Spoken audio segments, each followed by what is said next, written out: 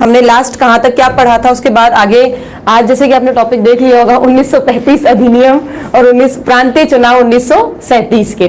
ठीक है, आज का टॉपिक जो है वो आपने देख लिया होगा। अब देखो इसी में जो 1935 अधिनियम है वो कितना रिफाइन होकर बना है, मतलब कितनी मेहनत से बना है, उसे बनाने में कितना समय लगा है, कितना महत्वपूर्ण अधिनियम है।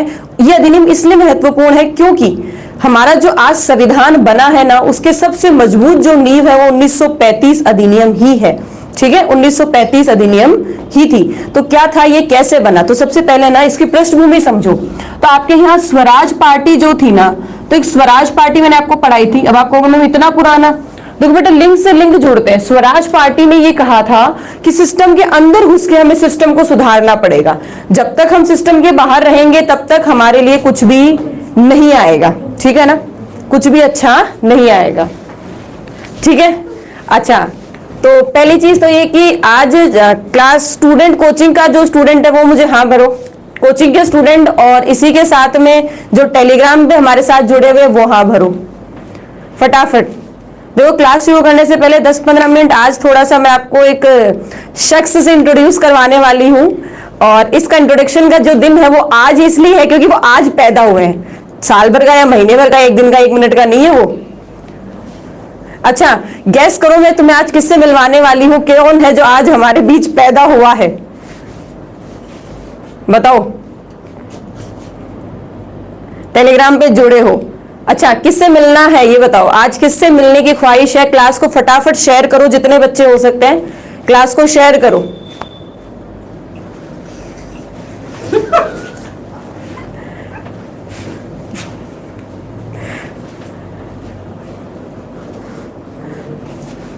बिल्कुल बिल्कुल कैमरे से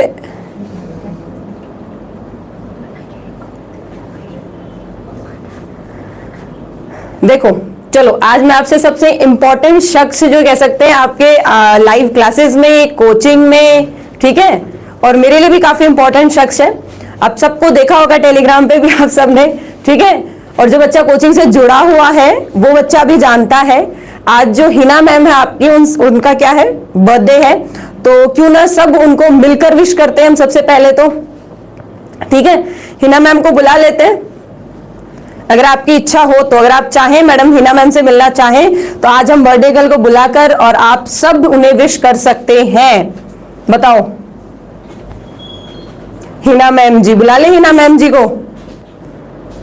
आप सब विश कर देंगे ना, उम्मीद करूं मैं इतनी। अच्छा मैं हम सब जानते हो, देखो जानते सब हो, मुझे पता है, आज मिला देती हूँ तुम्हें मैं। आए भाई हिना मैम आए।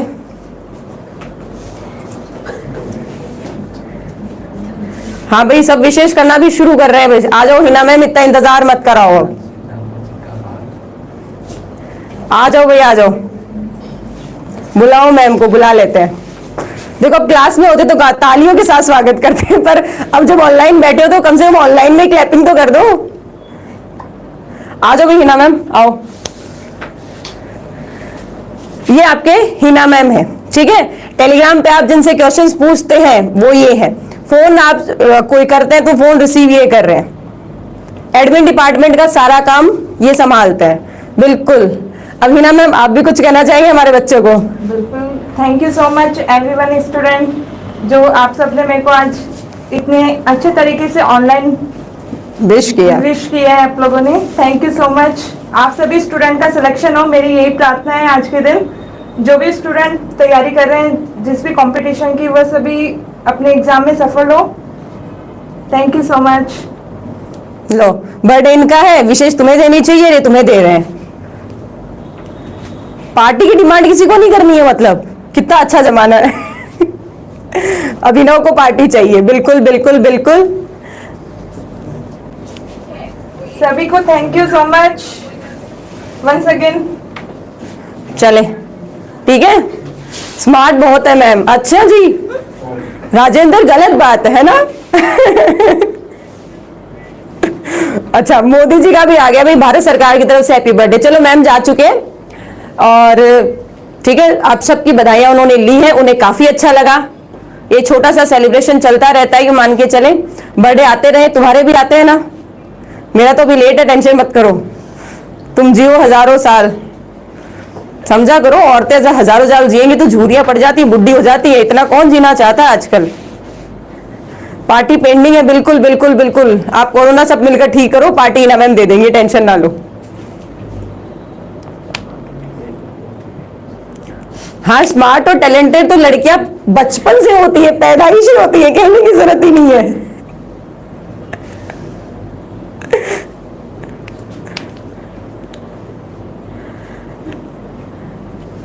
मैम ने आशीर्वाद बहुत दिया। अच्छा, सही बात है, मैं कह रही हूँ ना, तुम लोगों को विश देना चाहिए आज तो, पर वो आप लोगों के लिए एक अच्छी दुआ करके गई है कि सब बच्चे सिलेक्ट हो जाने चाहिए।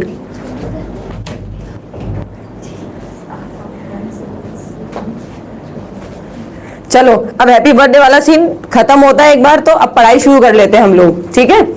अब शाम को टेलीग्राम पे आप मैडम से अच्छी खासी पार्टी वार्टी डिमांड करना आराम से। जो टेलीग्राम पे नहीं जुड़ा हुआ है वो टेलीग्राम पे जुड़ जाना, पार्टी वही मिल लेगी तुम लोगों को। मैं तो पार्टी कर लूंगी आज। चलो, यहाँ टॉपिक बात करते हैं हम लोग। 1935 अधिनियम की बात कर रहे थे, ठीक है। हाँ, तो टॉपिक हमारा क्या, 1935 का अधिनियम। 1935 का जो अधिनियम है, उस अधिनियम में हम बात करेंगे स्वराज पार्टी को ले लो। तो स्वराज पार्टी ने कहा था कि सिस्टम के अंदर घुस के तुम्हें चेंज करना पड़ेगा। पहले देखो, यहाँ आज जो मैं प्रांतीय चुनाव पढ़ाऊंगी ना, उसमें तुम्हें पता चलेगा कि कांग्रेस जो है वो खुद चुनाव लड़ रही है। कांग्रेस अब चुनाव में पार्टिसिपेट कर रही है, हालांकि गांधी जी समर्थन में नहीं थे इतनी तरह, ठीक है, परंतु फिर भी कांग्रेस जो है, जवाहरलाल नेहरू के नेतृत्व में कांग्रेस चुनाव लड़ती है और जीतती भी, ऐसी बात नहीं है, लड़ती है, बहुत सारी जगह अपने बहुमत से सरकार भी बनाती है। आगे चलकर तो स्वराज भाई, हालांकि स्वराज पार्टी खत्म हो गई थी, परंतु स्वराज पार्टी ने कहा था सिस्टम में घुसकर सिस्टम को चेंज करो। और स्वराज पार्टी के बाद अगर हम बात करते हैं तो स्वराज पार्टी के बाद में आपके भारत में आ जाता है साइमन कमीशन, ठीक है, साइमन कमीशन। साइमन कमीशन आपके यहाँ संवैधानिक व्यवस्थाओं की क्या करने आता है, उन सुधारों की समीक्षा करने आता है कि सुधार हुए या नहीं हुए। तो साइमन कमीशन, देखो 1935 अधिनियम जो है वो कैसे कैसे बना है, ये इंपॉर्टेंट है तुम्हारे लिए जानना, ठीक है। सबसे पहली बात, स्वराज पार्टी ने तुम्हें सिस्टम में घुसने दिया, ठीक है, कि संवैधानिक रूप में चीजों को चेंज करने के लिए सिस्टम के अंदर प्रवेश करो। फिर दूसरा है उसमें साइमन कमीशन। साइमन कमीशन मैंने तुम्हें पहले ही बताया था, साइमन कमीशन ने जो रिपोर्ट दी थी ना, 90% उसके रिपोर्ट की चीजें 1935 अधिनियम के अंदर शामिल हुई हैं। तो साइमन कमीशन जो है 1935 अधिनियम के निर्माण करने में बहुत बड़ा योगदान देता है। इसी के साथ नेहरू रिपोर्ट, नेहरू रिपोर्ट, हालांकि नेहरू रिपोर्ट सफल नहीं रही, परंतु नेहरू रिपोर्ट में जो भारतीयों ने तय किया था कि हमें इस प्रकार संवैधानिक व्यवस्था चाहिए, हमारे संविधान में इस तरह के नियम कायदे कानून होने चाहिए, हमें ऐसी शासन व्यवस्था चाहिए, तो कहीं ना कहीं नेहरू रिपोर्ट से भी 1935 अधिनियम में कुछ पॉइंट्स को जोड़ा गया। इसके बाद आ जाते हैं आपके गोलमेज सम्मेलन। इसके बाद आपके आ जाते हैं गोलमेज सम्मेलन। गोलमेज सम्मेलन पहला और दूसरा, हालांकि ये असफल रहे, परंतु हम यूं नहीं कह सकते हो कि 1935 में इनका योगदान नहीं रहा था। क्या 1935 के अधिनियम में इनका भी योगदान रहा था। इसके बाद में आ गया आपका सांप्रदायिक पंचाट। तो सांप्रदायिक जो पंचाट था, जिसमें ये कहा गया था कि जनसंख्या के अनुपात में आपको सीटें आवंटित की जाएंगी। किसको? जो अल्पसंख्यक हैं। आगे चलकर जब मैं तुम्हें यह अधिनियम पढ़ाऊंगी 1935 का, इस अधिनियम में मैं आपको साफ कहूंगी कि पहले तो क्या था, सीटें दे देगी, मुसलमानों को इतनी सीटें, सिखों को इतनी सीटें हैं, ईसाइयों को इतनी सीटें। अब क्या कर दिया, उन सीटों को किसके आधार पर बांट देंगे? जनसंख्या के आधार पर। और यह बात कहां से ली जाएगी? सांप्रदायिक पंचाट से। और इसके बाद में आ जाता है पूना पैक्ट। तो भारत शासन अधिनियम 1935 में पूना पैक्ट का क्या योगदान है? महात्मा गांधी ने अनशन किया था कि दलितों को सांप्रदायिक निर्वाचन नहीं दिया जाएगा, और 1935 के अधिनियम में दलितों को सांप्रदायिक निर्वाचन नहीं दिया गया। सामान्य जो हिंदुओं की सीटें हैं, उन्हीं सीटों में से आरक्षित सीटें दी गई थी। बात को समझ गए? जिन्होंने पहले वाली क्लासेस नहीं देखी है वो पहले वाली क्लासेस देखो, तो चीजें यहां और अच्छे से समझ में आएंगी। मैं केवल ये बता रही हूं कि बना कैसा है, इन चीजों पर हमने विस्तार से डिस्कशन किया है। जैसे छोटे मोटे टॉपिक है ना, मैंने उन पे भी लगभग 1-1, 1.5 घंटे आपको पढ़ाए हैं, चीजें समझ जाए। अब इसके बाद में आ जाता है तीसरा गोलमेज सम्मेलन।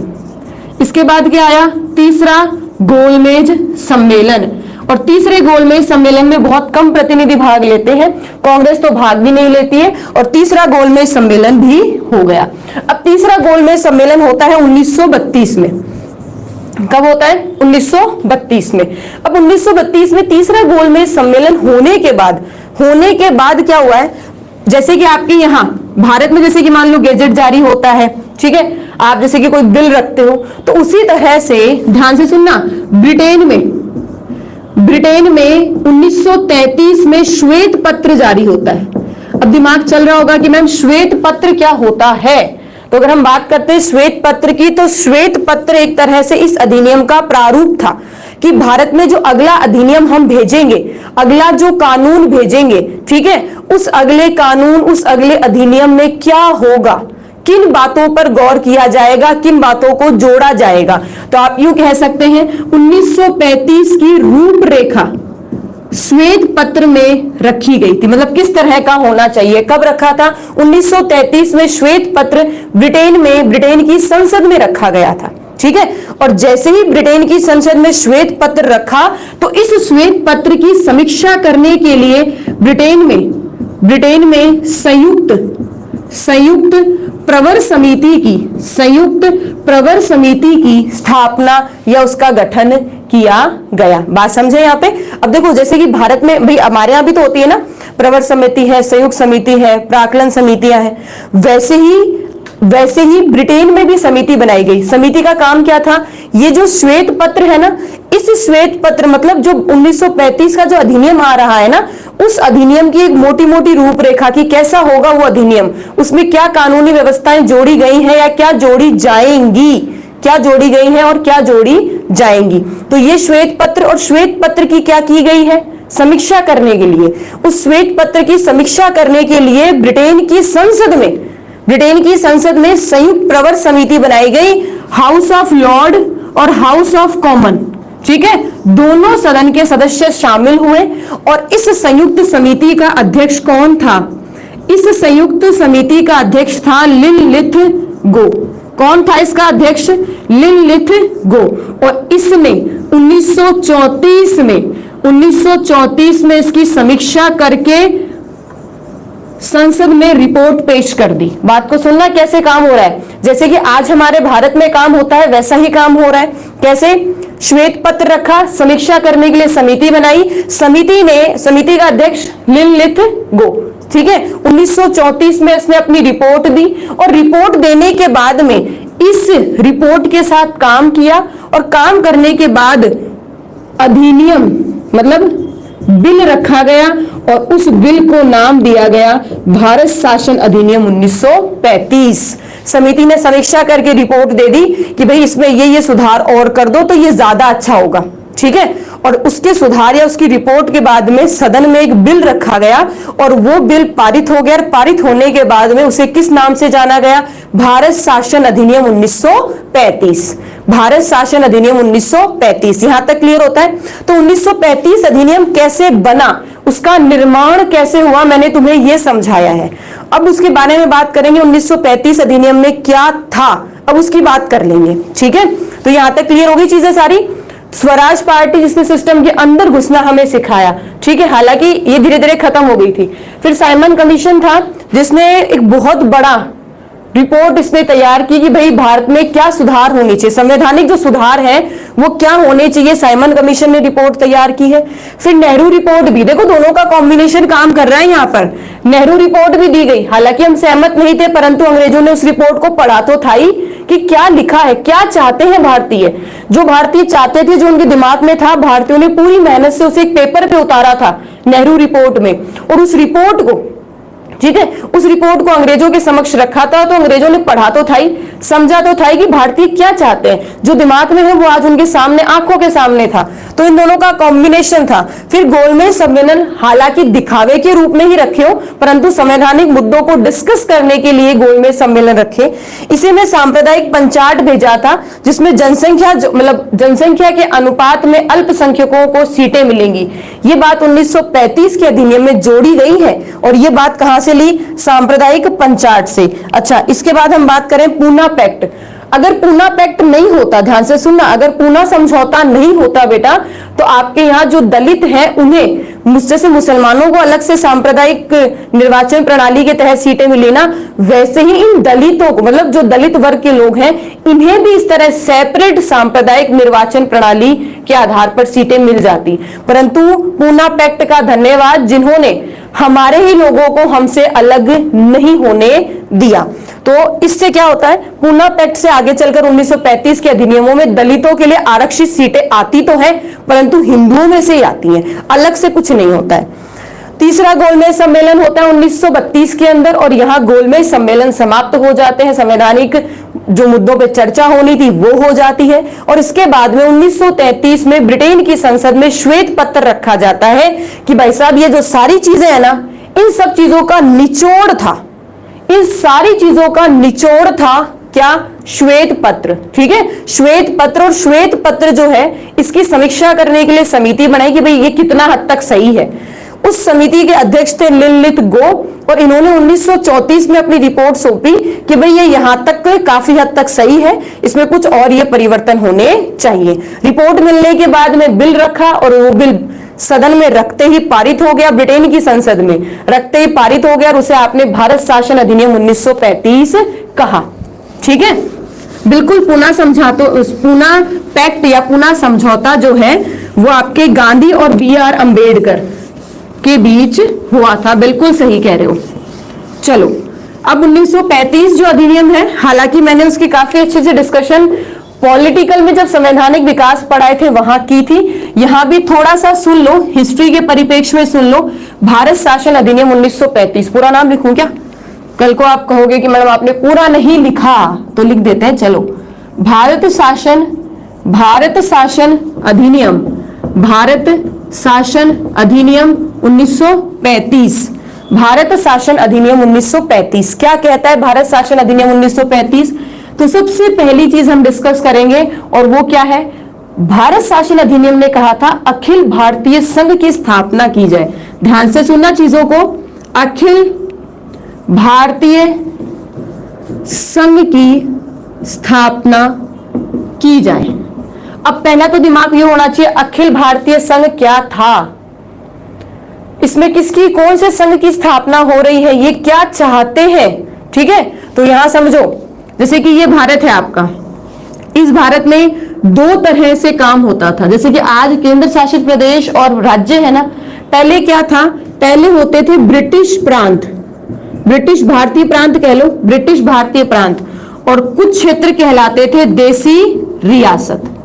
दोनों में क्या डिफरेंस है? ब्रिटिश प्रांतों में अंग्रेजों की सरकार होती थी, ब्रिटिश सरकार होती थी, गवर्नमेंट होते थे, वो उस तरह काम करते थे। और देसी रियासतों में कौन होता था बेटा? राजा होते थे। हालांकि राजा जो है वो भी आदेश तो अंग्रेजों से ही लेते थे, परंतु बीच में जो जुड़ाव था वो किसका था? राजा का था। आदेश अंग्रेजों से लेते राजा, और पालना जो है वो प्रजा पर कर देते। तो देखो, सिस्टम तो हालांकि दोनों ही अंग्रेजों के हाथ में, इस सिस्टम में अंग्रेजों के हाथ में सीधी सरकार बनाकर अंग्रेज ही सब कुछ कर रहे हैं, और यहाँ देसी रियासतों में ऐसा नहीं हो रहा है। देसी रियासतों में सरकार नहीं बन रही, राजा काम करता है, परंतु राजा को आदेश कौन देते हैं? अंग्रेज देते हैं। अब आप समझो, मैंने आपको बताया था ना, गोलमेज सम्मेलनों में ब्रिटिश प्रांतों से नहीं, देसी रियासतों से भी लोग शामिल हुए थे। ठीक है, दोनों तरफ से लोग गए थे शामिल होने संवैधानिक, क्योंकि देखो भाई ये भी तो देश में ही आ रहे हैं ना। अब हुआ क्या यहाँ पर, जैसे कि मान लो ये प्रांत है, ये प्रांत है, तो इस प्रांत के पास में यहाँ देशी रियासत है, यहाँ एक छोटी सी देशी रियासत, यहाँ एक रियासत, फिर वापस यहाँ एक प्रांत आ गया, यहाँ देशी रियासत है, यहाँ देशी रियासत है, यहाँ देशी रियासत है। तो कॉन्सेप्ट क्लियर समझ में आ गया? देशी रियासत भी है और ब्रिटिश प्रांत भी है। प्रांतों की बात करते हैं तो 11 आते हैं, और अगर देशी रियासतों की बात करते हैं तो लगभग 600 का आंकड़ा मिल जाएगा पूरे भारत में। ध्यान से सुनना, इसमें अभी बांग्लादेश और आपका पाकिस्तान मिक्स बता रही हूं मैं अभी भी। ठीक है, बांग्लादेश का हिस्सा और पाकिस्तान मिक्स से अभी विभाजन नहीं हुआ है। तो सभी को अगर देखा जाए तो 11 ब्रिटिश प्रांत है और 600 क्या है? थोड़ा नीचे लिखे, कोई दिक्कत नहीं है, नीचे लिख दूंगी मैं। ठीक है, 600 क्या है? देसी रियासतें। तो यहां बात समझ में आ गई। अखिल भारतीय संघ की स्थापना, ये समझ में दिख तो रहा है ना? दिख रहा है ना इतना। अखिल भारतीय संघ की स्थापना का मतलब क्या था? देसी रियासत और ब्रिटिश प्रांत है, उन सबको मिलाकर क्या बनाया जाएगा? भारत बनाया जाएगा, भारत संघ बनाया जाएगा। यहां तक क्लियर हुई? तो आपको 1935 अधिनियम अच्छा लग रहा होगा ना? देखो एग्जैक्ट देखो 565 भी कई संख्या मिलती है, अभी जैसे बच्चे 565 है, कोई 562 है, ठीक है, कोई 567 पे जा रहा है। इस चीज पे उलझो मत, अभी यहां उलझने की आवश्यकता नहीं है। एग्जैक्ट फिगर नहीं पता चलेगा, एग्जैक्ट फिगर हमें पता भी नहीं करना है। ये लगभग फिगर बताया है मैंने, ये 11 प्रांत फिक्स थे, लगभग 600 बताए हैं, कंफ्यूज मत हो इतना, ठीक है ना। अब देखो हुआ क्या, भी छोटा लिखा है मैंने, इसको जूम करने की जरूरत नहीं है, सुन लो एक बार चीजों को। तो ब्रिटिश प्रांत और देसी रियासतों को मिलाकर हमें एक भारत बनाना है, जिसे हम क्या कहेंगे? अखिल भारतीय संघ बनाना है। अब आप सोच रहे होंगे मैडम अंग्रेजों ने कितना अच्छा काम कर दिया। अब अंग्रेजों के काम को पूरा तो सुनो। अंग्रेज बड़े होशियार थे, अंग्रेज बड़े होशियार थे। अखिल भारतीय संघ में उन्होंने क्या कहा? उन्होंने ये कहा कि ब्रिटिश प्रांत और देसी रियासत, ब्रिटिश प्रांत और देसी रियासत, इनको मिलाकर हम क्या बनाएंगे? भारत संघ बनाएंगे। इनको मिलाकर हम क्या बनाएंगे? भारत संघ बनाएंगे। बोले ठीक है बना लो। चलो, इन्हें ब्रिटिश प्रांतों को कहा कि तुम्हें तो मिलना अनिवार्य होगा। 1935 अधिनियम में लिखा कि 1935 में ये जो प्रांत है, ठीक है, ये जो प्रांत है इसे मिलना जो है वो तय होगा, अनिवार्य है। परंतु इसको क्या किया? इच्छा पर छोड़ दिया। अगर कोई देसी रियासत मिलना चाहता है तो मिल लो, और अगर नहीं मिलना चाहता तो तुम्हारी मर्जी है, ऐच्छिक, इच्छा पे छोड़ दिया। अब पहली बात तो जरूरी है क्या कोई किसी के अधीन हो? चलो इसमें एक शर्त और कह दी, एक शर्त और डाल दी। ये शर्त डाल दी कि भाई ये प्रांत तो पूरे के पूरे मिल जाएंगे, कोई दिक्कत नहीं है। अगर इन देसी रियासतों में से मान लो कुछ देसी रियासत मिलकर टोटल अगर 5 करोड़ देखा जाए, अगर टोटल 5 करोड़ की जनसंख्या अगर एक साथ इकट्ठा हो जाएगी तो भारत संघ बन जाएगा। अब ये हमारे सामने एक बहुत बड़ी समस्या थी कि भाई जो बड़े प्रांत थे, देखो जैसे कि आपका हैदराबाद है, बड़ी जो देसी रियासत थी ना हैदराबाद, तो हैदराबाद जो है लगभग 1 से 1.5 करोड़ जनसंख्या अकेली हैदराबाद देसी रियासत में थी, वो शामिल नहीं होना चाहती। तो जो बड़ी है, ध्यान से सुनना, जो बड़ी देसी रियासतें हैं वो शामिल होना नहीं चाहेंगी, और छोटी वाली अगर शामिल भी हो जाएं, अगर छोटी छोटी रियासतें शामिल भी हो जाएं, एक एग्जांपल देखिए बता रही हूं मैं तुम लोगों को, यहां फिगर पे मत जाओ, एग्जांपल है, ठीक है। अगर छोटी मोटी अगर देसी रियासतें मिल भी जाएं तो भी वो इतनी बड़ी संख्या या इतनी बड़ी जनसंख्या नहीं हासिल कर सकती। अब देखना, बात समझो, 11 प्रांत तो ये मिल जाएंगे, प्लस 5 करोड़ की जनसंख्या अगर यहां हो जाती है तो अखिल भारतीय संघ बन जाएगा। अब एक दिमाग में क्वेश्चन आना चाहिए कि मैडम अगर 5 करोड़ की जनसंख्या अगर नहीं हो, मान लो 4.5 करोड़ की जनसंख्या ही हुई, बाकी देसी रियासतों ने मिलने से मना कर दिया, तो क्या होगा? तो अखिल भारतीय संघ नहीं बनेगा। इसीलिए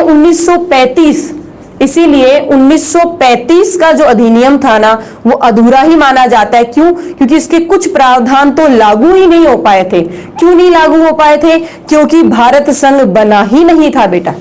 बात समझ में आ गई?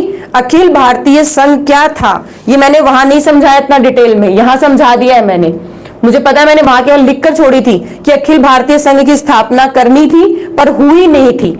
क्यों नहीं हुई थी? क्योंकि 11 प्रांतों का मिलना अनिवार्य था। वो तो मिल जाएंगी, परंतु 11 प्रांतों के साथ 5 करोड़ की कम से कम 5 करोड़ की जनसंख्या मिलेगी तो भारतीय संघ बनेगा। अगर 5 करोड़ की जनसंख्या नहीं मिलेगी तो भारतीय संघ नहीं बनेगा।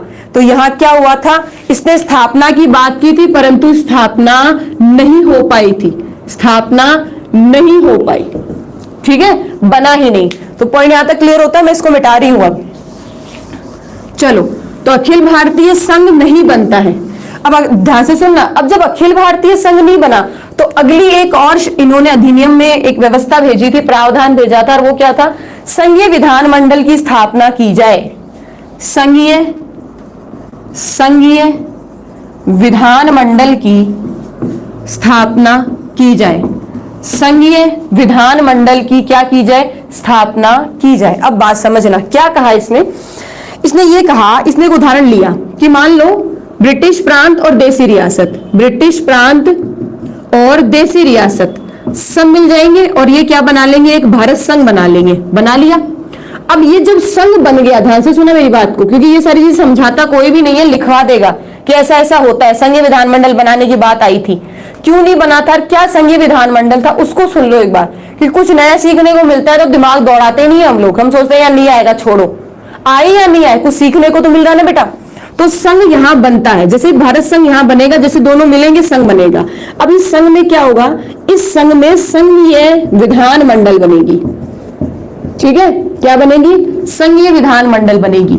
और संघीय विधानमंडल में 2 सदन होंगे, हालांकि द्विसदनीय, केंद्र में 2 सदन होने चाहिए। ये बात तो 1919 के अधिनियम में आ गई थी ना, केंद्र में 2 सदन होंगे। ये बात कौन से अधिनियम में आ गई थी? 1919 अधिनियम में आ गई थी। परंतु आप कहोगे मैडम इसमें क्या अलग था? इसमें जो अलग था वो ध्यान से सुनना। इसमें कहा कि एक होगा उच्च सदन और एक होगा निम्न सदन। बोला उसमें भी तो था। उच्च सदन का नाम होगा राज्य परिषद, उस सदन का नाम क्या होगा? राज्य परिषद। और इसके अंदर टोटल संख्या रखी गई थी 260। आज वर्तमान में तुम इसे किस नाम से जानते हो बेटा? राज्यसभा के नाम से जानते हो। ठीक है, और इस निम्न का नाम होगा संघीय सदन। इसका नाम क्या होगा? संघीय सदन। और इस सदन की संख्या होगी लगभग 375।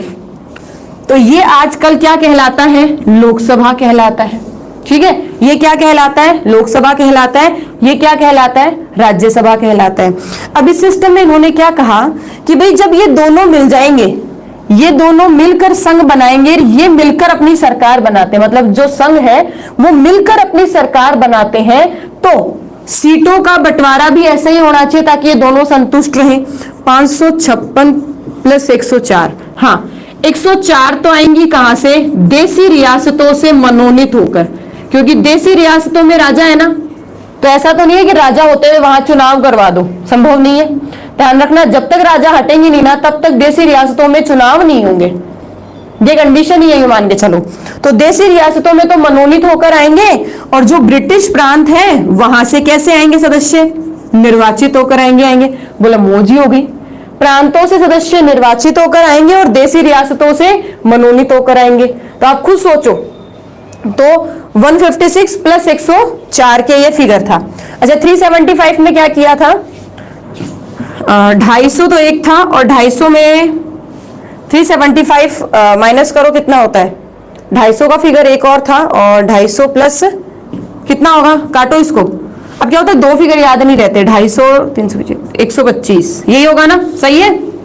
तो ये तो थे ब्रिटिश प्रांतों से मनोनीत, सॉरी निर्वाचित, ये तो थे ब्रिटिश प्रांतों से निर्वाचित, और ये होगा मनोनीत।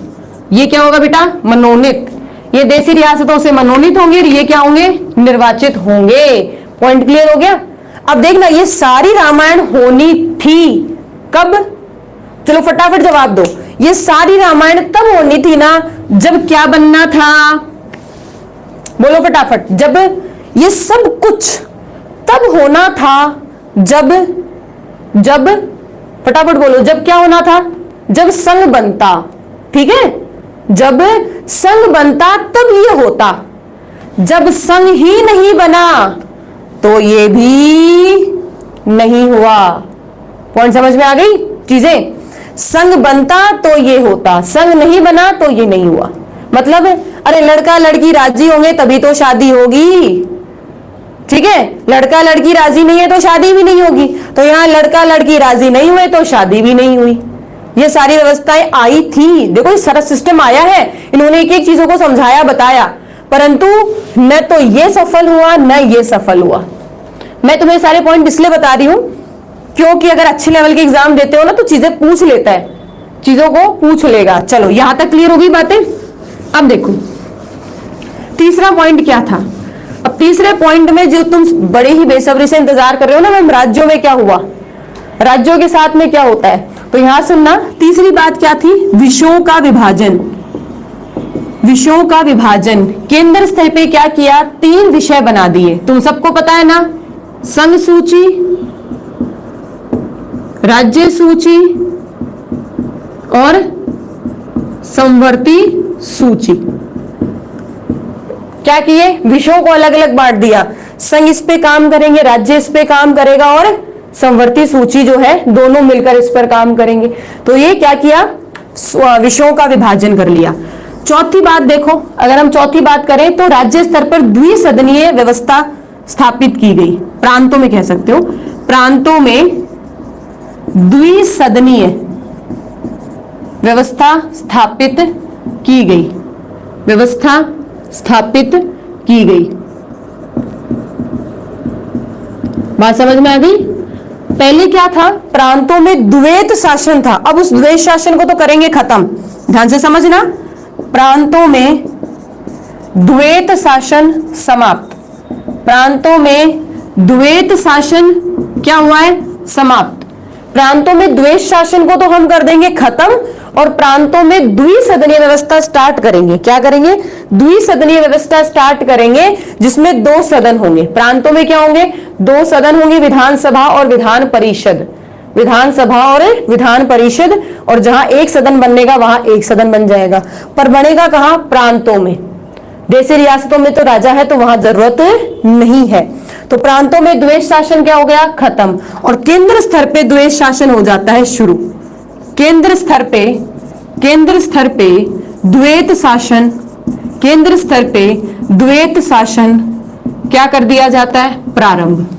ठीक है, केंद्र स्तर पे तो द्वैत शासन चलेगा और प्रांतों में पहले चलाया था, अब बंद कर दिया। अच्छा, इसी के साथ देखो अगली बात, सांप्रदायिक निर्वाचन, सांप्रदायिक निर्वाचन प्रणाली का विस्तार किया जाए। सांप्रदायिक निर्वाचन प्रणाली का और विस्तार किया, और इसमें एक बात कही कि जनसंख्या के अनुपात में सीटें मिलेंगी, जनसंख्या के अनुपात में सीटें दी जाएंगी। ठीक है, मुस्लिम लीग है, सिख है, ईसाई है, आंग्ल भारतीय है, तो ये लोग थे ना जिन्हें सांप्रदायिक निर्वाचन प्रणाली के आधार पर सीटें प्राप्त थी। चुनाव भी मुसलमान, मतलब सीटों पर खड़ा भी मुसलमान होता और उसे वोट भी मुसलमान ही देता। ठीक है, ये सांप्रदायिक, परंतु दलितों को नहीं मिला था, दलितों के लिए सिस्टम अलग से आया। ठीक है, दलितों के लिए क्या कहा, एससी मतलब दलित समुदाय, दलित समुदाय को सामान्य निर्वाचन प्रणाली, सामान्य निर्वाचन प्रणाली से, सामान्य निर्वाचन प्रणाली से आरक्षित सीटें दी गई, आरक्षित सीटें दी गई। अब देखो यहां बचा लिया ना एससी को, एससी को क्या कहा कि सीट जो है, ठीक है, सीट जो है उस पर एससी खड़ा होगा, आरक्षित है तो एससी ही चुनाव लड़ेगा, एसटी चुनाव लड़ेगा, परंतु उसको वोट जो है ना वो कोई भी दे सकता है। कोई भी देने का मतलब कोई भी वोट दे सकता है, कोई बाध्यता नहीं कि एससी वाले को एससी वाला ही वोट देना, ओबीसी वाला भी दे सकता है, मतलब जाट भी दे सकता है, राजपूत भी दे सकता है, ब्राह्मण भी दे सकता है, जिसकी मर्जी हो वो दे सकता है। तो दलितों को, दलित समुदाय को सामान्य निर्वाचन प्रणाली से क्या किया है, यहाँ पर आरक्षित सीटें दे दी। हिंदुओं में से, जो हिंदुओं की सीटें थी ना, उनमें से कुछ सीटें निकालकर साफ साफ दे दी। चलो अगली बात, म्यांमार, म्यांमार का प्रशासन क्या किया गया, अलग कर दिया भारत से। पहले क्या था, म्यांमार और भारत का एक ही सिस्टम चला रही थी, एक ही ब्रिटिश जो है वो ब्रिटिश शासन जो है वो म्यांमार और भारत का सिस्टम एक साथ चला रही थी। अब क्या किया है, म्यांमार का शासन भारत से अलग कर दिया। क्या कर दिया, भारत से अलग कर दिया। अब जो है म्यांमार और भारत की शासन व्यवस्था अलग अलग तरह से संचालित होगी। पहले क्या था, भारत में अगर कोई अधिनियम आता तो वो म्यांमार में भी लागू करते, भारत में अगर कोई सिस्टम आता तो म्यांमार में भी लागू करते थे। तो दोनों का सिस्टम एक साथ ही काम कर रहे थे, एक ही चीजें थी। क्या किया, भारत के लिए अधिनियम कानून अलग आएंगे और म्यांमार के लिए व्यवस्थाएं, शासन व्यवस्थाएं, अधिनियम कानून अलग आएंगे। तो ये एग्जाम में क्वेश्चन अच्छा तैयार होता है कि म्यांमार की शासन व्यवस्था अंग्रेजों ने भारत से अलग कब की थी, किस अधिनियम में की थी, 1935 के अधिनियम में म्यांमार और भारत के शासन व्यवस्था को अलग अलग कर दिया गया था। चलो एक और चीज देख लो, संघीय बैंक की स्थापना की, जिसे तुम आरबीआई कहते हो, संघीय बैंक की स्थापना की है, आरबीआई की स्थापना की है। दिल्ली में आपके संघीय न्यायालय की स्थापना की है, दिल्ली में आपके यहाँ संघीय न्यायालय की स्थापना की है। ठीक है, तो ये कुछ आपके क्या है, भारत शासन अधिनियम के कुछ पॉइंट्स हैं, इंपॉर्टेंट पॉइंट्स हैं जो एग्जाम में आ जाते हैं। हालांकि भारत शासन अधिनियम पढ़ाओ जितना ही कम है, ठीक है, पढ़ाओ जितना ही कम क्यों है, क्योंकि इस अधिनियम की जो सबसे बड़ी खास बात है वो ये है कि इस अधिनियम का 70% हिस्सा वर्तमान में जो संविधान है उसमें लिया गया है। वर्तमान के संविधान में इसका 70% हिस्सा प्राप्त किया गया है, इसका 70% योगदान है हमारे भारतीय संविधान में। ठीक है, हमारे भारतीय संविधान का एक तरह से जो बीज होता है ना, जिसके कारण बनता है एक बिल्डिंग, जो जिसकी सबसे बड़ी मजबूत क्या होती है, नींव होती है, तभी वो खड़ी हो पाती है। तो ये हमारी एक तरह से नींव थी। ठीक है, एक तरह से बीज बोया गया था। बात यहां तक क्लियर हो गई? तो ये समझ में आ गया। बहुत कुछ है भारतीय आपके 1935 अधिनियम में, जितना पढ़ो कम है। मैंने कुछ पॉइंट्स यहाँ पढ़ा दिया आपको, कुछ पॉइंट्स मैंने आपको पॉलिटिकल में जब संवैधानिक विकास पढ़ाया मैंने उसकी क्लास में करवा रखे हैं। हिस्ट्री के परिप्रेक्ष्य में बस इतनी चीजें तुम्हारे काम में आनी चाहिए। जैसे कि अगर हम बात करें एकता की, हम बात करें थे तो एकता की उन्होंने कोशिश की, परंतु उन्होंने शर्तें ऐसी रख दी कि जो संभव नहीं हो पाया। अगला, ये सारी चीजें हैं, ये संवैधानिक व्यवस्था, ये देखो पूना पैक्ट, ये पूना पैक्ट था। ठीक है ना, ये दोनों किसके कारण था? पूना पैक्ट का रीजन था। बाकी बैंक बनाना, न्यायालय बनाना, ये सब अंग्रेजों के फायदेमंद था। ले लो स्क्रीनशॉट। ये जो सारी चीजें थी ना, ये भाई ये तो अंग्रेजों के काम की थी। हमारे यहाँ तो सबसे अच्छी बात यह आई थी कि एससी के लिए क्या हुआ गया था, दलित समुदाय को सामान्य निर्वाचन प्रणाली के आधार पर। और अगला एक प्लस पॉइंट हमारे लिए ये आया था कि प्रांतों में द्विसदनीय व्यवस्था स्टार्ट करेंगे और प्रांतों में उत्तरदायी शासन व्यवस्था सबसे पहले शुरू हुई थी। एग्जाम में कभी क्वेश्चन देखो, ले ले स्क्रीनशॉट। एग्जाम में अगर कभी क्वेश्चन देखो कि सबसे पहली उत्तरदायी सरकार भारत में अंग्रेजों के समय कहां बनी थी, केंद्र या प्रांत, तो जवाब क्या होगा? प्रांत। ठीक है, जवाब क्या होगा? प्रांत। चलो, ये हो गया कंप्लीट।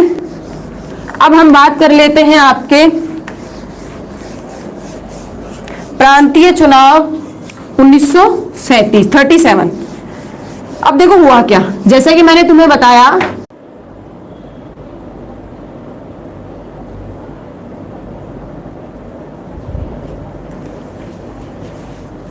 हो गया।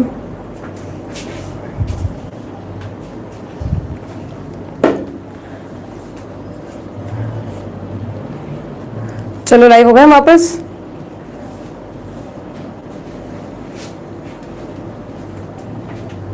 ठीक है,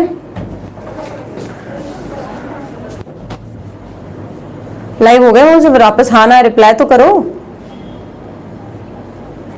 वापस हो गए कनेक्ट?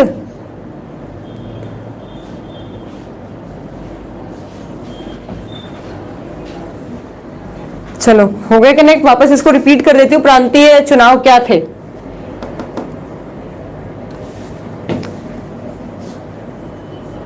अब कोई इशू नहीं है ना? क्लियर? चलो ठीक है, देखो फिर एक बार सुन लो। 1935 अधिनियम तो कंप्लीट हो गया था ना, जहां तक मुझे पता है, उससे पहले तो नहीं रुका था। 1935 अधिनियम तो क्लियर कर लिया था ना सबने, कहा भी था स्क्रीनशॉट लेना है। अब हम उसके बाद बात कर रहे थे आपके प्रांतीय चुनाव। ठीक है, प्रांतों के अंदर चुनाव हुए थे 1937 में। अब पहली बात तो मैडम प्रांतों के चुनाव क्यों पढ़ाओगे, केंद्र के चुनाव क्यों नहीं पढ़ा रहे हम? केंद्र के चुनाव क्यों नहीं पढ़ेंगे? तो हुआ क्या था एग्जैक्टली? ठीक है, हुआ क्या आपके यहाँ 1937 के प्रांतीय चुनाव में हम बात करें तो 1935 का जो अधिनियम आया था, ठीक है ना, 1935 का अधिनियम आया था। इस 1935 के अधिनियम में देखो, सबसे पहली बात समझना, केंद्र में चुनाव क्यों नहीं हुए?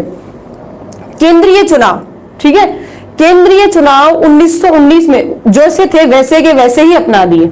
ठीक है, जैसे थे वैसे के वैसे ही हमने क्या किए? अपना लिए। क्यों? क्योंकि 1935 अधिनियम ने एक बात कही थी। 1935 अधिनियम ने कहा था कि संघ बनेगा, अगर संघ बनेगा तो सिस्टम आएगा, संघ नहीं आएगा तो सिस्टम भी नहीं आएगा। संघ आया तो सिस्टम आया, अगर संघ नहीं तो सिस्टम भी नहीं। तो जब संघ नहीं आया तो आपके यहाँ स्वायत्तता, मतलब एक उत्तरदायी सरकार की स्थापना नहीं हो पाई। इसलिए केंद्रीय व्यवस्था या केंद्रीय चुनाव हमारे लिए इतने महत्वपूर्ण नहीं है। परंतु यहां समझो, प्रांतीय स्तर पर प्रांतीय स्तर पर द्विसदनीय व्यवस्था स्थापित की गई। मतलब दो सदन होंगे, एक होगा विधानसभा और एक होगी आपकी विधान परिषद। हालांकि विधानसभा और विधान परिषद है ना 11 प्रांतों में से केवल 6 प्रांतों में ही बनी थी। केवल 11 प्रांतों में से केवल 6 प्रांतों में ही से बनी थी। और प्रांतीय स्तर पर क्या हुए हैं? चुनाव हुए हैं। प्रांतीय स्तर पे क्या हुए? चुनाव हुए हैं। और प्रांतीय स्तर पर भारतीयों के द्वारा, ध्यान से सुनना, भारतीयों के द्वारा उत्तरदायी सरकार की स्थापना की गई। इसलिए एग्जाम में कभी भी क्वेश्चन देखो, कि भारत में सबसे पहले उत्तरदायी सरकार या उत्तरदायी शासन व्यवस्था सबसे पहले कहां स्थापित हुई है, तो उत्तरदायी शासन व्यवस्था स्थापित कहां हुई है? प्रांतों के अंदर। ठीक है, केंद्र में क्यों नहीं हो पाई? क्योंकि केंद्र में कहा संघ बनाओ तब हम तुम्हें उत्तरदायी सरकार देंगे। संघ बना नहीं तो उत्तरदायी सरकार बनी नहीं। प्रांतों में ऐसी कोई शर्तें नहीं थी। प्रांतों में तो इतना कहा कि हम जो द्वेष शासन है उसको तो कर देंगे खत्म। बोले बिल्कुल कर दो।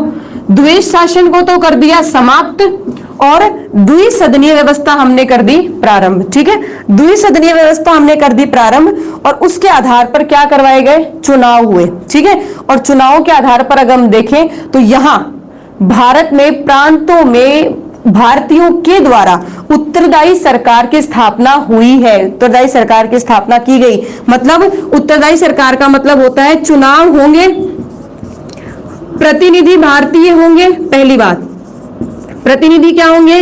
भारतीय होंगे। और इन प्रतिनिधियों को वोट देने वाले भी कौन होंगे? भारतीय होंगे। तो उत्तरदायी सरकार मतलब ये जो भारतीय हैं ये कानून निर्माण कर सकेंगे, तभी तो सरकार कहलाए। तो चीजों को समझना, भारतीय वोट देंगे। प्रांतों में जो प्रतिनिधि हैं वो भी भारतीय होंगे। वो अगर जीतते हैं, जो जीतेगा वो सब मिलकर कानून निर्माण करेंगे। तो यहां देखो पूरा का पूरा रोल किसका है? पूरा का पूरा रोल किसका है? भारतीयों का है। इसीलिए इसे क्या कहा गया? भारतीयों के उत्तरदायी सरकार की स्थापना कहां हुई है? कहां हुई है? फिर एक बार अच्छे से देखना, प्रांतों में। सबसे पहले कहां हुई? प्रांतों में। चलो यहां तक चीजें क्लियर होती हैं। छोटी सी एक बात और सुन लो, इस चुनाव में हुआ क्या था एग्जैक्टली? यहां तक देख लिया, ये चीजें समझ में आई? हाँ ना, मुझे एक बार छोटा सा रिप्लाई दे दो, समझ में आई या नहीं आई? क्या था भाई? 1937 के भी चुनाव पूरे नहीं हुए। अभी चुनाव जो है वो पूरे नहीं हुए। चुनाव में 11 प्रांतों में किस किस की सरकार बनी थी, क्या था वो थोड़ा सा देख लेंगे अभी। ठीक है, 11 प्रांतों में जो था वो किसकी क्या सरकार बनी थी वो देखेंगे। यहां देखो केंद्रीय स्तर पर चुनाव जो है वो 1919 अधिनियम के द्वारा हुए। क्यों? क्योंकि 1935 में जो सिस्टम आया था उस सिस्टम की शर्त थी संघ बनाओ। संघ नहीं बनेगा तो स्वायत्ता या कह सकते हैं कि उत्तरदायी सरकार की स्थापना नहीं होगी। संघ नहीं बना तो यहां एक तरह से वो चुनाव पद्धति लागू नहीं हो पाई। अब बात आती है प्रांतों में, तो प्रांतों में द्वेष शासन कर दिया खत्म और द्विसदनीय व्यवस्था शुरू कर दी। 2 सदन में 11 प्रांतों में से 6 प्रांत थे जिसमें विधानसभा विधान परिषद दोनों गठित की गई थी। चुनाव हुए हैं, भारतीयों ने भाग लिया है और भारतीयों द्वारा ही उत्तरदायी सरकार की स्थापना की गई। तो भारत में उत्तरदायी शासन व्यवस्था जो है वो प्रांतों से शुरू होती है। प्रांत हमारे पास उस वक्त कितने थे? प्रांत हमारे पास 11 थे। प्रांत कितने थे? 11 थे। थोड़ा सा देख लो, देखती मुझे भी कितने याद है, थोड़े बहुत तुम बता देना। ठीक है, प्रांतों की अगर हम बात करें तो प्रांत बंगाल,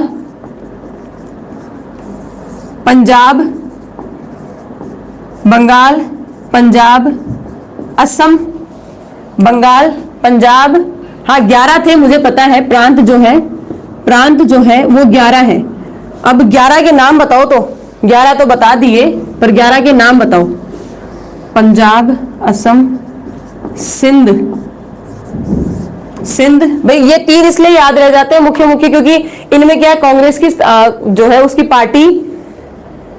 पार्टी जो है उसके द्वारा बहुमत या कह सकते हैं कि कोई भी सीट मुख्य बहुत कम सीटें प्राप्त हुई थी यहाँ पर।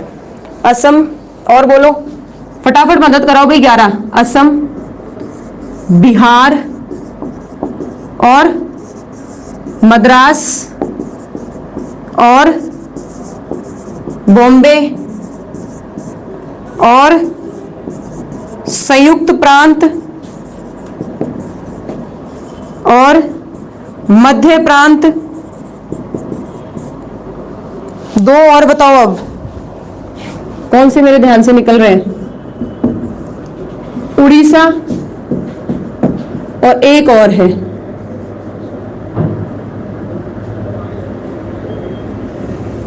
एक और है, एक और है। अब मेरे ध्यान से निकल रहा है, नाम बताओ फटाफट बोलो। दक्षिण पश्चिमी सीमा प्रांत, दक्षिणी पश्चिमी सीमा प्रांत। ये 11 प्रांत है, सामने है तुम्हारे नाम इनके, यही है ना? बिल्कुल, ये 11 प्रांत है। अब इन 11 प्रांतों में क्या होता है, ध्यान से सुनना। पहली बात अगर हम करें, मुख्य दो ही पार्टियां हैं, एक तो है कांग्रेस, एक तो है कांग्रेस प्लस दूसरी मुख्य पार्टियां बहुत सारी है, दूसरी मुख्य कौन सी है? मुस्लिम लीग। अब मुस्लिम लीग को तो आरक्षित सीटें मिली है ना, मुस्लिम लीग को क्या मिली है? आरक्षित सीटें मिली है। कि भाई आरक्षित सीटें मतलब सीटें अलग से है कि भाई मुस्लिम लीग की इतनी सीटें होंगी। कहा जाता है कि मुस्लिम लीग की उन सीटों में भी लगभग 106 सीटें वो प्राप्त कर पाई थी। मतलब मुस्लिम लीग की जो मुसलमानों ने सीटें प्राप्त की थी ना 106, और वो भी अलग अलग प्रांतों में। किसी एक प्रांत में भी मुस्लिम लीग की सरकार नहीं बनी, बहुमत प्राप्त नहीं हुआ है। अब देखो हुआ क्या है, अगर हम बात करें बंगाल की, तो बंगाल के अंदर कृषक पार्टी जो है उसकी जीत हुई थी। अब आप सोचो, एक बात सोचो, कांग्रेस जो है वो बंगाल में नहीं जीती। 1937 का ये जो अधिनियम था ना बेटा, ये अधिनियम बहुत, मतलब ये जो 1937 के जो चुनाव थे ना, इन चुनावों ने ना बहुत सारे लोगों की आंखें खोल कर रख दी। क्या होगा क्या नहीं होगा, क्या सही है क्या गलत है, कैसे किया जाएगा। आपके यहाँ कहते ना मुस्लिम लीग अली जिन्ना ने अलग होने की, ये बात यहीं से उसके दिमाग में घुसी थी। क्यों? क्योंकि जब मुस्लिम लीग को लगा कि जो आरक्षित सीटें जिसमें हम मुसलमानों का अधिकार था, उनमें से भी हम लगभग 106 के आसपास कुछ सीटें मिली थी, बाकी लगभग 26 सीटें जो है वो मुसलमान जीते जो कांग्रेस से जुड़े हुए थे। मुस्लिम लीग को किसी भी एक प्रांत में भी अपनी पूरी बहुमत के साथ या गठबंधन के साथ भी सरकार बनाने का मौका नहीं मिला है। तो ये उनकी बहुत बड़ी हार थी। कांग्रेस की हार यहां मानी जाती है कि कांग्रेस जो है, जहां से कांग्रेस के बड़े बड़े लीडर्स निकले हैं बंगाल से, वहीं उस बंगाल में ही कांग्रेस हार गई। उस बंगाल में ही कांग्रेस हार गई। क्यों? क्योंकि कांग्रेस के जो बड़े लीडर्स थे ना, वो जमींदार के बेटे, मतलब उनके रिश्तेदार थे। और यहाँ बंगाल में कृषि विशेष, मतलब किसान जो है वो ज्यादा है, और जो इसीलिए तो कृषक पार्टी जो है ना, उन्होंने किसान के उत्थानों की बात की थी, इसलिए वहां कौन जीती? कृषक पार्टी जीतती है। चलो, इसके बाद अगर हम बात करते हैं पंजाब में, तो पंजाब में एक यूनियनिस्ट करके पार्टी थी, यूनियनिस्ट पार्टी, ठीक है, वो जीती थी। यूनियनिस्ट पार्टी जीती थी।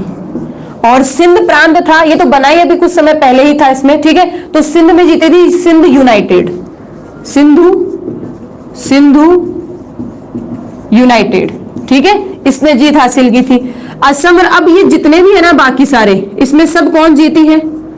कांग्रेस, आईएनसी।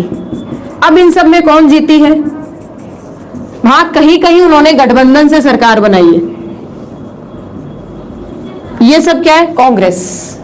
इन सब पे किसने जीत हासिल की है? कांग्रेस ने, ठीक है, कांग्रेस कांग्रेस कांग्रेस कांग्रेस कांग्रेस। हाँ, एक बात ध्यान रखना, कांग्रेस ने 5 प्रांतों में, कांग्रेस ने 5 प्रांतों में बहुमत से सरकार बनाई, ठीक है, बहुमत से सरकार बनाई थी। परंतु प्लस 3 प्रांतों में गठबंधन से सरकार बनाई थी। 3 प्रांतों में क्या किया था? गठबंधन से सरकार बनाई थी। और 5 प्रांतों में क्या किया था? बहुमत से सरकार बनी थी, ठीक है, बहुमत से। तो देख लो कितने 8 होने चाहिए, 1 2 3 4 5 6 7 और 8, तो लगभग अगर कहा जाए तो 8 जो है, 8 प्रांतों पे कांग्रेस का राज रहा। सोचो कितनी बड़ी जीत थी, ठीक है, कितनी बड़ी जीत थी, कांग्रेस का अधिकार रहा। मुस्लिम लीग किसी एक भी प्रांत पर अपना अधिकार नहीं जमा पाई, किसी भी एक प्रांत में बहुमत हासिल नहीं कर पाई, किसी भी एक प्रांत में अपनी गठबंधन की सरकार भी नहीं बना पाई। और मुस्लिम लीग में जो, मतलब जो मुसलमानों को जो सीटें मिली थी ना, उन टोटल सीटों में से भी 26 सीटें कांग्रेस के मुस्लिम लोगों को मिली थी, जो कांग्रेस से थे, ठीक है, लगभग बता रही हूँ, लगभग जो 26 सीटें थी ना वो भी ये ले गए। तो मुस्लिम लीग में यहाँ अली जिन्ना की आंखें खुलती हैं। अरे बोले ये क्या हो गया हमारे साथ, कांग्रेस रहेगी तो हमारा वजूद नहीं रहेगा। अब यहां क्या होता है, कांग्रेस इतनी बड़ी जीत हासिल करती है किसके नेतृत्व में, ध्यान से सुनना, जवाहरलाल नेहरू के नेतृत्व में। उस वक्त कांग्रेस का अध्यक्ष कौन था, जवाहरलाल नेहरू। तो जवाहरलाल नेहरू के नेतृत्व में कांग्रेस इतनी बड़ी जीत हासिल करती है। अगर कांग्रेस हार जाती तो जवाहरलाल नेहरू को पूरा दोष दिया जाता, ठीक है, पूरा दोष दिया जाता जवाहरलाल नेहरू को। परंतु ऐसा नहीं हुआ था, ठीक है ना, परंतु ऐसा नहीं हुआ था। इसमें जवाहरलाल नेहरू, ठीक है, जवाहरलाल नेहरू ने क्या किया था, उनके नेतृत्व में उन्हें क्या मिली थी, जीत हासिल हुई थी, ठीक है, जवाहरलाल नेहरू को क्या हुई थी, जीत हासिल हुई थी। और कांग्रेस जो है वो काफी अच्छे बहुमत से यहाँ जीत उन्होंने प्राप्त की थी। अब अली जिन्ना को लगा हमारा यहाँ कुछ नहीं हो सकता। अब ध्यान से सुनना, एक लाइन बोल रही हूं मैं, उस लाइन को सुनना अच्छे से। लाइन ये थी, बंगाल विभाजन से मुसलमानों का जो विभाजन है, वे मुस्लिम अलग होंगे, पाकिस्तान बनना, देखो बंगाल विभाजन से पाकिस्तान के बनने का बीज बो दिया गया था, बीज बोया था। और सांप्रदायिक निर्वाचन के आधार पर उस बीज में पानी डाला गया, मतलब जो बोया है उस बीज में क्या डाला जा रहा है, पानी डाला जा रहा है। किसके माध्यम से, मुसलमानों को अलग से सांप्रदायिक निर्वाचन देने से। तीसरी बात, 1935 में जो चुनाव हुए हैं उन चुनावों के माध्यम से पाकिस्तान बनाया जाएगा, अलग से पाकिस्तान होगा। ये बात सामने निकल कर आती है। पौधा निकला कब है, पाकिस्तान बनेगा, ये बात खुलकर सामने कब आई, 1937 के प्रांतीय चुनावों में बात समझ में आई थी। बात यहां तक क्लियर होगी? तो चीजें समझे। पहली चीज, बंगाल विभाजन किया तभी पाकिस्तान जो है वो एक तरह से अलग हो गया था, मान लो बीज बो दिया था। और जैसे मुसलमानों को अलग से सांप्रदायिक चुनाव की बात कही तो उस क्या किया, उस बीज में पानी डाला जा रहा है। पानी नहीं डालते तो वो बीज वही खत्म हो जाता, परंतु पानी डाला जा रहा है सांप्रदायिक निर्वाचन के माध्यम से। और अब वो पौधा निकलकर कब सामने आया, प्रांतीय चुनाव हुए 1937 में। मुस्लिम लीग को अच्छी, हालांकि सीटें तो उन्हें मिली है, जीते भी हैं, परंतु उन्हें एक कह सकते सरकार नहीं बनी उनकी, तो उन्हें एक बहुत बड़ी हार का सामना उन्होंने किया। उन्हें लगा, अली जिन्ना को लगा मैं हार गया। और जहां जवाहरलाल नेहरू और अली जिन्ना इतने अच्छे घनिष्ठ मित्र थे, ठीक है, इतने अच्छे घनिष्ठ मित्र थे, उनमें फूट पड़ गई। और अली जिन्ना जो है वो लगभग 1940 में आते आते पूरी तरह से कह देते हैं हमें हमारा अलग से राष्ट्र चाहिए, द्विराष्ट्र चाहिए, अब हम यहाँ एक साथ रहकर काम नहीं कर सकते। उन्होंने कहा था 2 राष्ट्र एक साथ नहीं हो सकते, हम 2 राष्ट्र हैं, हमें हमारा हिस्सा चाहिए। तो बात यहां तक क्लियर होती है? चीजें समझ में आ गई? चीजें समझ में आ गई? यहाँ चीजें दिमाग में चलो। देखो कांग्रेस जो है वो अच्छी खासी जीतती है, कांग्रेस बड़ी खुश है, मस्त है। मुस्लिम लीग की रातों की नींद उड़ जाती है, बोला ऐसा कैसे कर सकते हैं, ऐसा हमारे साथ कैसे हो सकता है। नहीं, अगर किसी एक प्रांत में भी सरकार बन जाती या गठबंधन की सरकार बन जाती, ठीक है, या फिर हमारी जो टोटल सीटें थी अगर वो हम मुस्लिम लीग को ही मिल जाती तो भी फिर भी ठीक था, परंतु ऐसा होना संभव नहीं हुआ, ठीक है। और यहां मुस्लिम लीग ने हारी तो नहीं बेचारी, परंतु उन्हें लगा कि हमने बहुत बड़ी हार का सामना किया है, अब हम कांग्रेस के साथ, इन हिंदुओं के साथ एक मिनट नहीं रह सकते, हमें हमारा अलग से घर चाहिए। तो यहाँ जो है अलग होने की व्यवस्था शुरू हो गई थी और धीरे धीरे अलग बन गया पाकिस्तान, हम अलग हो गए। तो ये आपका आज था प्रांतीय चुनाव, ठीक है। प्रांतीय चुनाव भी कंप्लीट होता है 1937 का, ठीक है। ये इंपॉर्टेंट इसलिए था क्योंकि मुस्लिम लीग जो कुछ नहीं मिला, यहां से पाकिस्तान बनेगा अब, ठीक है, यहां से पाकिस्तान बनने का कॉन्सेप्ट जो है वो निकल कर आ जाएगा। तो ये सारी चीजें समझ में आ गई अच्छे से। एक ये दक्षिण प्रांत नहीं है, ये ऊपर की तरफ था, उत्तरी प्रांत है, ये देख लेना, ठीक है। मैंने आपको एक बार पहले बताया था ना, खान अब्दुल गफ्फार खान बताया था ना इस तरफ, कि भाई ये इस तरफ का जो एरिया था ना यहां था, ये तो उत्तर में पड़ गया, तो ये उत्तर पश्चिम है, ठीक है ना।